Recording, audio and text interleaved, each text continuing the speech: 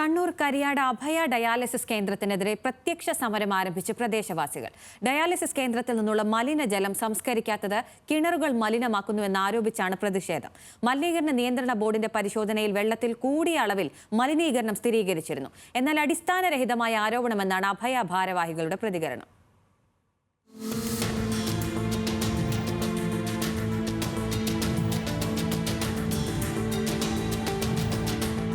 2020 മാർച്ചിലാണ് പാനൂർ കരിയാട് അഭയ എന്ന പേരിൽ dialysis centre ആരംഭിക്കുന്നത്. നിർധനരായ രോഗികൾക്ക് സൗജന്യമായും കുറഞ്ഞ നിരക്കിലും ഡയാലിസിസ് നൽകുന്ന സ്ഥാപനത്തിന് ജനങ്ങൾ പൂർണ്ണ പിന്തുണ നൽകുകയും ചെയ്തു. എന്നാൽ പ്രവർത്തനം മാസങ്ങൾ പിന്നിട്ടതോടെ ഡയാലിസിസ് സെന്ററിൽ നിന്നുള്ള മലിനജലം പ്രദേശവാസികൾക്ക് ബുദ്ധിമുട്ട് സൃഷ്ടിച്ചു തുടങ്ങി.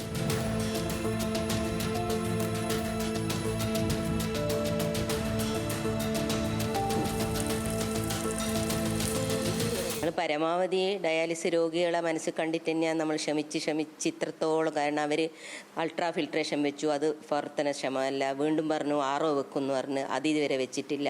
ഉള്ള സാധനങ്ങൾ അവിടെ ഇതുവരെ പ്രവർത്തനക്ഷമമല്ല. അതുകൊണ്ടാണ് ഞങ്ങളെ കിണറിലേക്ക് ഇത്രയധികം ബാധിക്കപ്പെട്ടിട്ട് ഞങ്ങളിപ്പോൾ ഇത്രയും പ്രയാസത്തിൽ. ഒരാവശ്യത്തിന് തന്നെ നമ്മൾ തൽക്കാലം വേറെ വഴിയില്ലാത്തതുകൊണ്ട് ഈ വെള്ളത്തിൽ തന്നെയാണ് കുളിക്കുന്നത്. മഴക്കാലത്ത് പ്രദേശത്തെ റോഡിലൂടെ രക്തം കലർന്ന വെള്ളം ഒഴുകാൻ തുടങ്ങി. സമീപത്ത് കിണർ കുഴിച്ചപ്പോൾ വെള്ളത്തിൽ മാലിന്യത്തിന്റെ അംശം കണ്ടെത്തി. ഇത് പരിഹരിക്കണമെന്ന് നാട്ടുകാർ ആവശ്യപ്പെട്ടു.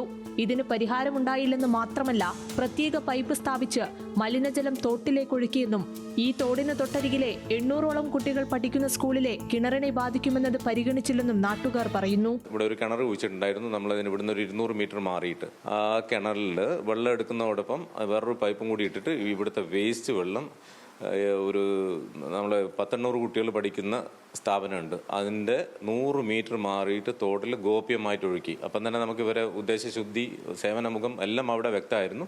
നാട്ടുകാരുടെ പരാതിയെ തുടർന്ന് പൊല്യൂഷൻ കൺട്രോൾ ബോർഡ് കിണറുകളിൽ നിന്ന് വെള്ളം ശേഖരിച്ച് പരിശോധിച്ചപ്പോൾ TDS കണ്ടന്റ്, ഈക്കോളി ബാക്ടീരിയ തുടങ്ങിയവയുടെ സാന്നിധ്യം കൂടുതലാണെന്ന് കണ്ടെത്തി.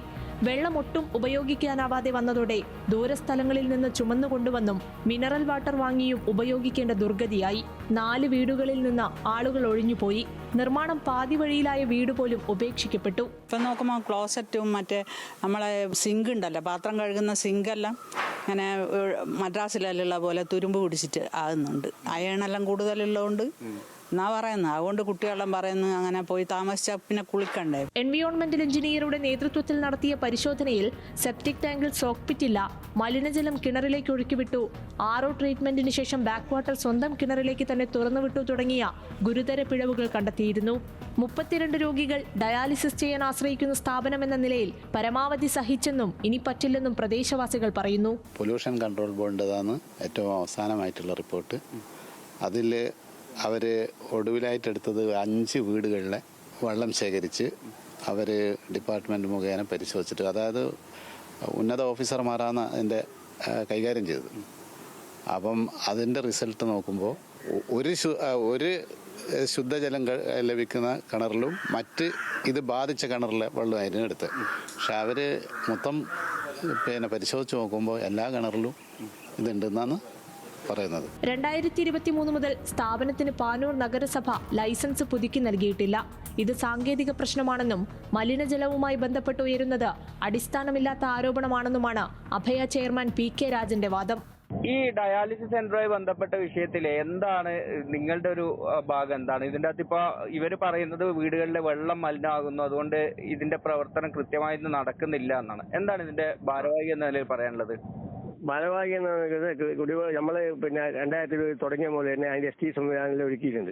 അതിനുശേഷം ഞാൻ ഇപ്പോൾ പറഞ്ഞ പോലെ അൾട്രാ ഫിൽട്രേഷൻ നടത്തിയിട്ടുണ്ട്. അതിനുശേഷം പൊല്യൂഷൻ കൺട്രോൾ ബോർഡും പറയുന്ന എല്ലാ കാര്യങ്ങളും ഞങ്ങൾ ചെയ്തുകൊണ്ടിരിക്കുന്നത്. ഇപ്പോൾ ലാസ്റ്റ് RO പ്ലാന്റ് സ്ഥാപിക്കാൻ വേണ്ടി അതിന്റെ പ്രവർത്തനം നടക്കുന്നു. അപ്പം ഡിപ്പാർട്ട്മെന്റ് ഉത്തരവാദപ്പെട്ട പറയുന്ന എല്ലാ കാര്യങ്ങളും ഞങ്ങൾ ഒരുക്കിക്കൊണ്ടിരിക്കുന്നുണ്ട്. പ്രശ്നങ്ങൾ പരിഹരിക്കാൻ ആരോഗ്യവകുപ്പും കർശന നിർദ്ദേശം നൽകിയിട്ടുണ്ട്. ജീവിക്കാനാവാത്ത സാഹചര്യമാണുള്ളതെന്ന് ആരോപിച്ചാണ് പ്രദേശവാസികൾ പ്രത്യക്ഷ സമരത്തിലേക്ക് കടന്നിരിക്കുന്നത്. ന്യൂസ് മലയാളം, കണ്ണൂർ.